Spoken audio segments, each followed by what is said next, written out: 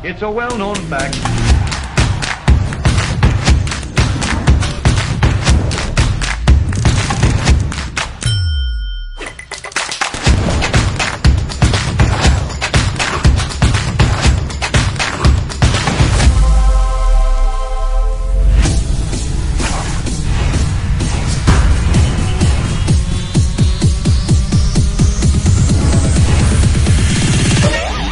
This can't be done by any namby-pamby.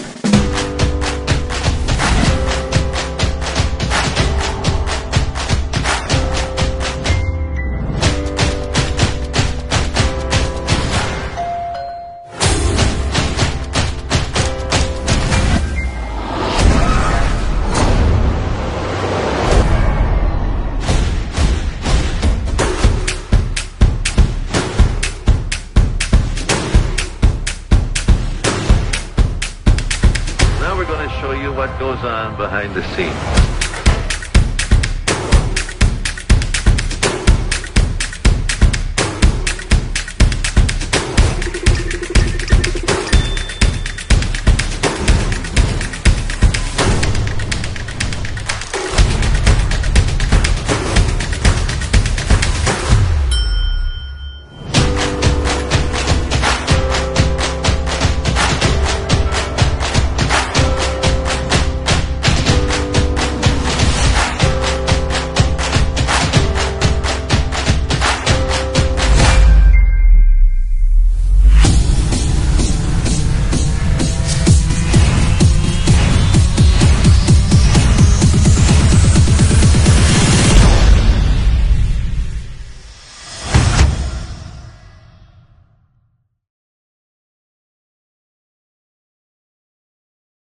This time, I would like to explain the process flow for air shipment, which is another method for transporting cargo, along with sea shipment.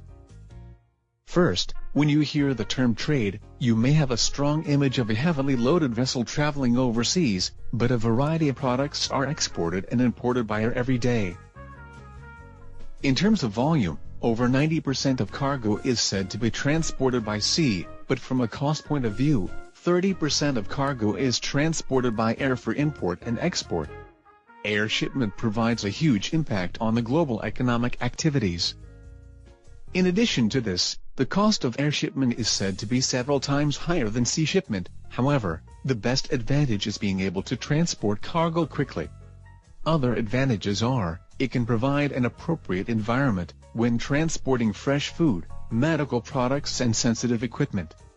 Also, it can transport quickly, so that the products can be delivered to the market sooner. These advantages are special characteristics of air shipment. When exporting products using air shipment, the manufacturer first decides the cargo dispatch schedule, and then indicates delivery time for the overseas customer. At the same time, the exporter will select their freight forwarder, and ask them to book a flight. After that, information such as dispatch date, the date which they wish to book a flight, contents of the products, weight and delivery destination will be provided to the freight forwarder. Also, based on the contents of the products, other required documentation, such as invoice, packing list, shipping instruction called SI will be provided to the freight forwarder by the exporter. Then, according to the date of the flight, the cargo will be delivered to warehouse of the freight forwarder or the packing company, which is located near the airport.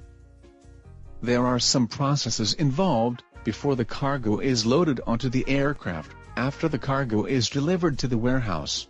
In terms of the air shipment schedule, they often set a schedule of the cargo delivery on the same day of the flight, or one day prior.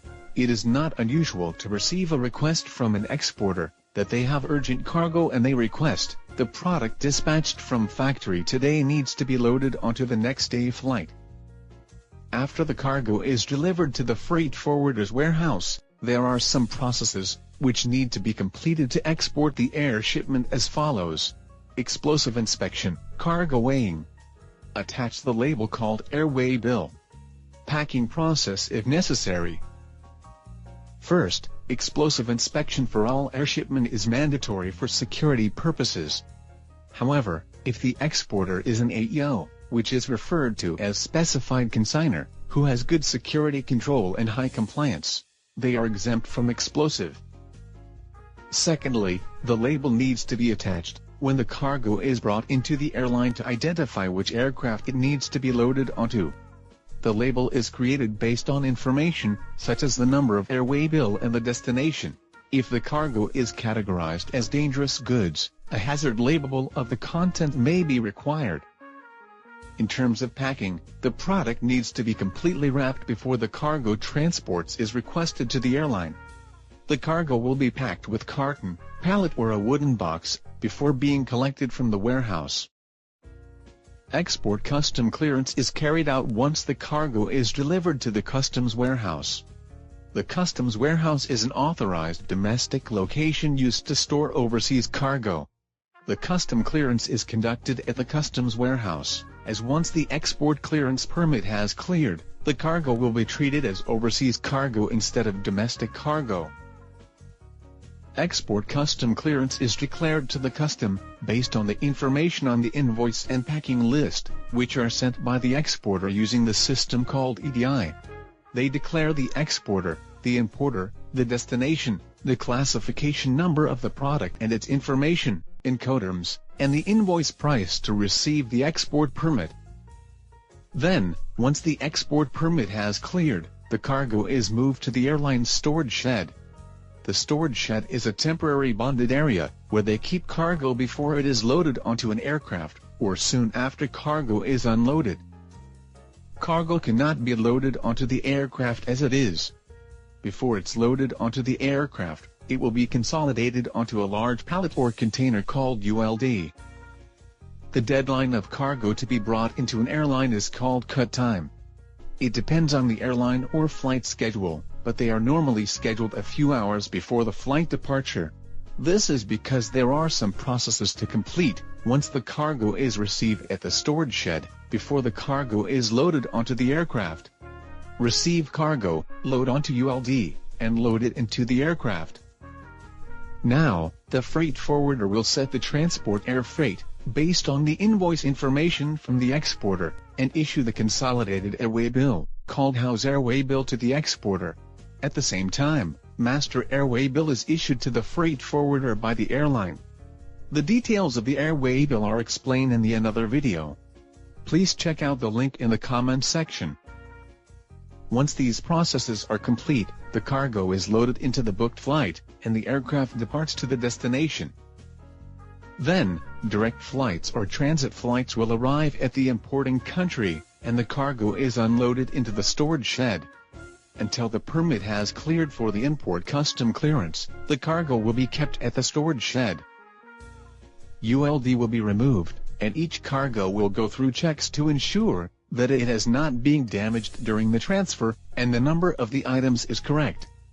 By the way, this process to open cargo is called break bulk.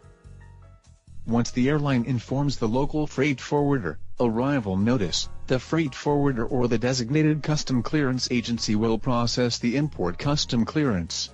The required documentation will be handed from the exporting freight forwarder to the local freight forwarder, and then to the custom clearance agency. For import custom clearance, EDI is also used to declare customs. Once the import authorization is issued, the cargo is loaded onto a truck as domestic cargo from the bonded area, and this will be delivered to the importer's address on the documentation or the designated address. Just to add, if the importer is authorized AEO, they are able to obtain the import authorization outside of the bonded area for import custom clearance. Now, let's summarize today's topic. As I explained in the video, there are some processes involved before flight departure.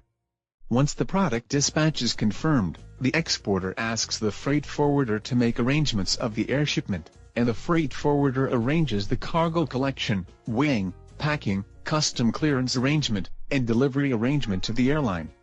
Then, once the flight has arrived, there will be processes of import, loading and delivery. The required documentation will be provided, from the exporter to the freight forwarder, to use at export custom clearance. Based on the content of the documentation, the freight forwarder will issue house airway bill, and they will send the documentation to the local freight forwarder, or the custom clearance agency, for the import custom clearance purpose. Due to the characteristics of the air shipment, speed is required on all processes. Each process is often divided between department staff and different personnel, so collaboration is required, to ensure that mistakes are not made on the documentation. Accuracy and speed are both very important parts of the process. That's all for today. Thank you.